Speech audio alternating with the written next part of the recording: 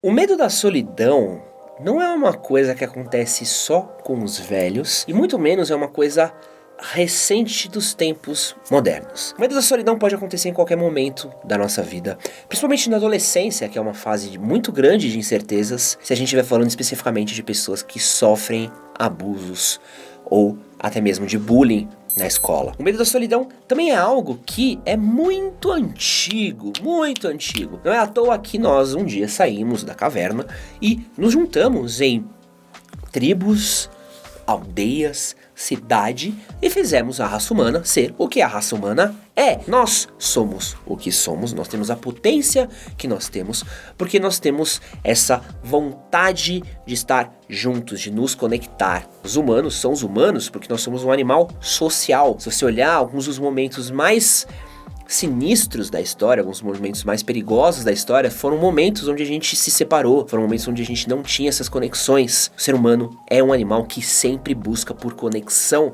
então não é à toa que um grande medo nosso seja não conseguir ter essas conexões. O sentimento de abandono ou de rejeição são coisas que perturbam a gente, que assustam a gente. Mas, conforme a gente amadurece, conforme a gente cresce, fica mais difícil a gente arranjar tempo para os nossos amigos, ou falta tempo, ou até mesmo falta espaço pra gente poder ter aquelas conexões que a gente tinha quando a gente era mais novo e passava o tempo todo na escola, ou depois da aula, ou antes da aula de inglês, ou na rua, ou sei lá qual foi o contexto que você vivia. Quando a gente era mais novo, a gente tinha muito mais tempo com os nossos amigos, mas conforme a gente vai envelhecendo e nossas responsabilidades vão aumentando, esse tempo fica cada vez mais difícil de ser arranjado e a gente vai se afastando dos nossos amigos. Eu vi uma pesquisa uma vez, não vou conseguir falar pra vocês de cabeça de onde é, mas que dizia que a cada 7 anos nosso número de amigos diminuía pela metade. E é muito comum você envelhecer e começar a reparar que você já não tem mais tanto contato com os amigos que você tinha e você já não faz mais novas amizades como fazia antes. E quando a gente fala de solidão, eu acho que isso é algo muito pior para homens do que é para mulheres. Amizades femininas tendem a ser uma coisa que é cara a cara. Então, mulheres falam sobre sentimentos, incertezas, inseguranças, dores, choram na frente uma das outras, elas conseguem ter esse vínculo emocional muito forte. A amizade masculina, ela é mais lado a lado. Então a amizade masculina normalmente gira em torno de uma atividade. Então ele é seu amigo que vai com você jogar bola, é seu amigo da academia que malha com você, é o cara que, sei lá, senta com você pra beber, ou o cara que trabalha com você, e quase nunca há espaço pra se abrir, ou pra falar de sentimentos, ou pra falar de dores, ou até mesmo desabafar angústias que tem dentro da gente. Mulheres tendem a manter essas relações muito mais abertas e ser muito mais diretas às vezes. É muito fácil uma amiga ligar pra outra e falar: amiga, vem aqui em casa que eu tô triste e preciso desabafar. É muito fácil elas sentarem pra falar a respeito de sentimentos, mas quando foi a última vez que você encontrou com um amigo seu para só conversar sobre algo que estava te fazendo mal, e isso não envolveu fazer alguma outra coisa no meio do caminho? E às vezes mesmo assim você faz outra coisa e não fala sobre sentimentos. Quando foi a última vez que você conseguiu desabafar com seus amigos sobre algo que fazia mal para você? No vídeo de hoje eu vou falar a respeito sobre como a solidão afeta a gente como ser humano e como a solidão afeta principalmente a gente como homens. Então fica comigo que tá começando o Pistolada.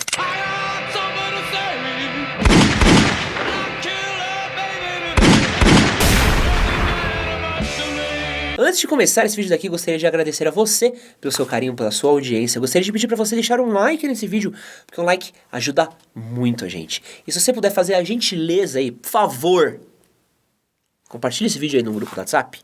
Qualquer grupo do WhatsApp aí, compartilha com a sua mãe. Fala: mãe, ó, gosto muito desses meninos aí. Compartilha com a tia Zoraide, com a família inteira, o grupo aí. Pede pra sua mãe compartilhar uns vídeos aí, que sua mãe com certeza vai compartilhar com uma galera. Depois manda pra mim print no Instagram, @EdsonHCS, que eu quero ver aí se vocês pediram ou não pra mãe de vocês compartilhar esse vídeo daqui, tá bom? Eu quero começar esse vídeo daqui com uma série de dados que eu trouxe. Trouxe uma série de números maneiros da gente falar a respeito, tá? Ter uma vida social aos 60 anos reduz em 12% os riscos de demência. Esse é o resultado de uma pesquisa que foi feita pela PLOS Medicine, que ela também comprovou que existe uma performance cognitiva melhor com idosos que mantêm contato com seus amigos e famílias em comparação àqueles que estão em isolamento, ou que não têm mais familiares, ou que não têm mais amigos. Solidão e a incapacidade de criar laços sociais são fatores fundamentais quando a gente está falando a respeito de moradores de rua. Segundo o censo da população de situação de rua feito pela Prefeitura de São Paulo, quase 50% das pessoas nessa situação foi parar lá por razões como morte de parentes,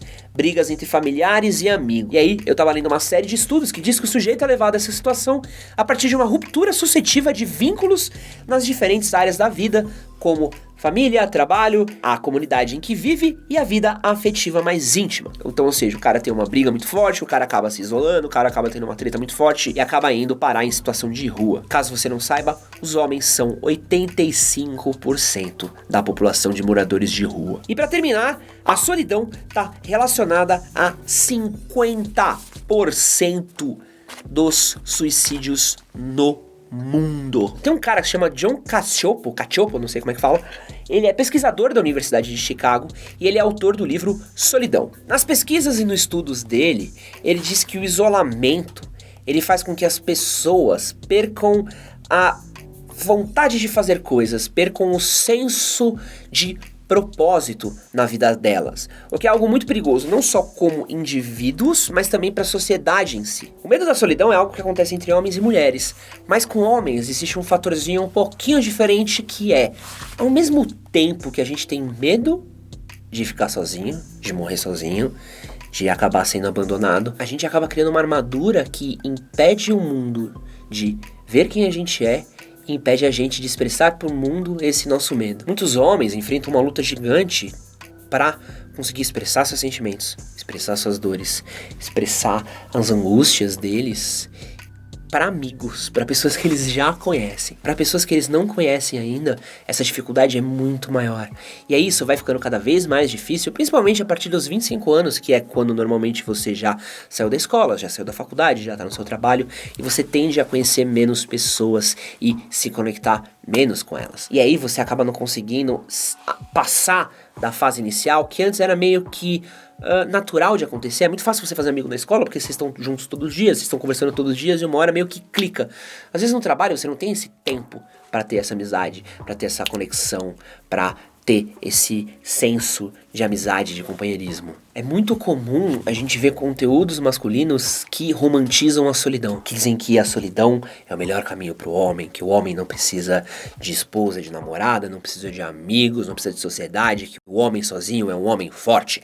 Melhor um homem que não tem nenhum amigo por perto, porque ele é um lobo solitário e ele vai ser feliz sozinho, porque esse é o caminho do sucesso, do macho alfa, do espírito, do NoFap, da revolução, dos direitos masculinos, né? Que é tudo uma grandíssima de uma besteira. A gente precisa de conexões humanas. E aqui eu quero falar de um segundo ponto, que é como muitos caras acham que uma conexão emocional, uma conexão afetiva por um outro cara, pode ser algo que simboliza homossexualidade, o que é mais bizarro ainda. Tem um filme que chama Senhor dos Anéis, muito famoso, não sei se vocês já ouviram falar, é um livro aí, um livro meio velho aí, ficou muito popular também. E essa história segue aí a jornada do Frodo e do Sam. E é muito comum, eu lembro até no cinema, as pessoas tirando o barato, falando que eles eram gays, porque eles se abraçam e eles gostam muito um do outro, e eles têm um carinho muito grande pelo outro, sendo que, irmão, os malucos estavam no meio de uma guerra. Os caras quase morreram 500 vezes.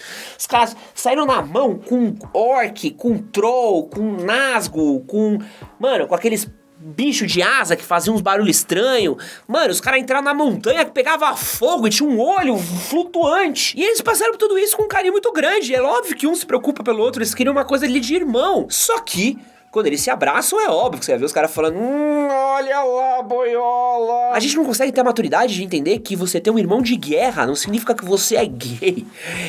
Primeiro, gay não deveria nem ser uma ofensa, mas esse não é o ponto desse vídeo, mas é a infantilidade que as pessoas têm pra entender o carinho que os homens podem ter pelos outros em relação de amizade. A gente tá falando aqui, imagina você ir pra uma guerra com outro cara. Imagina você e o outro cara lutarem um pela vida do outro, e vocês se protegerem, vocês terem essa coisa de querer voltar pra casa, de querer voltar pra família de vocês, de querer voltar pra sociedade, vocês sobrevivem. Você não pode ter o carinho por aquele cara, você não pode ter esse sentimento por outro cara, de amizade, de quase como se fosse um irmão, de querer abraçar e de querer te cuidar e de querer ser feliz por ele estar perto de você.